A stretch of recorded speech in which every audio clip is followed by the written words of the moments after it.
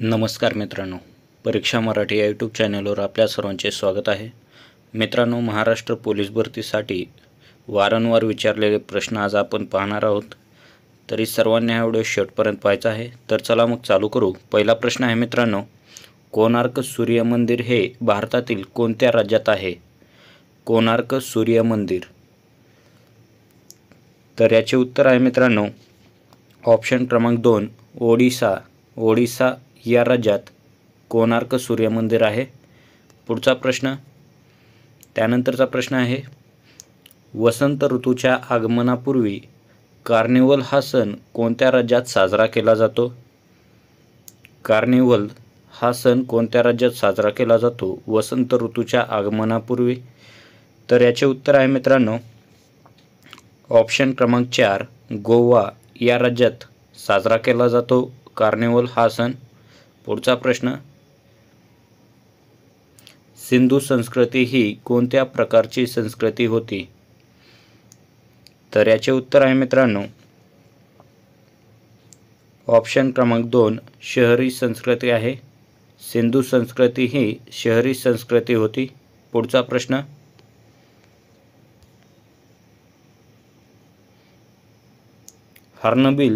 Hornbills उत्सव भारतातील कोणत्या राज्यात साजरा केला जातो?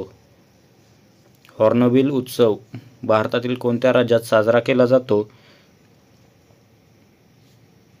तर याचे उत्तर आहे मित्रांनो ऑप्शन क्रमांक 2 नागालँड या राज्यात हॉर्नबिल उत्सव साजरा केला जातो. पुढचा प्रश्न,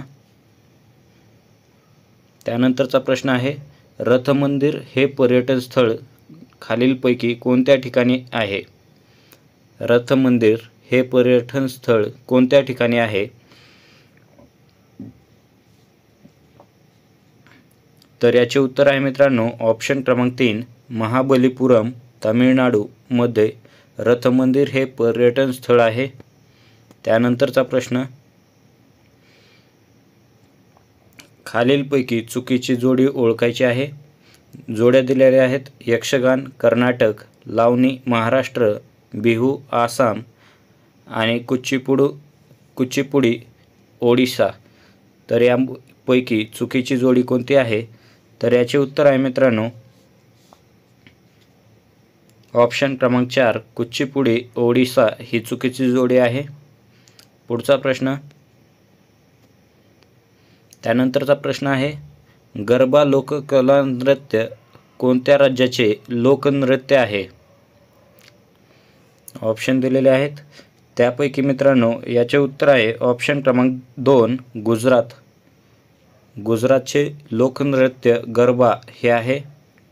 पुढचा प्रश्न,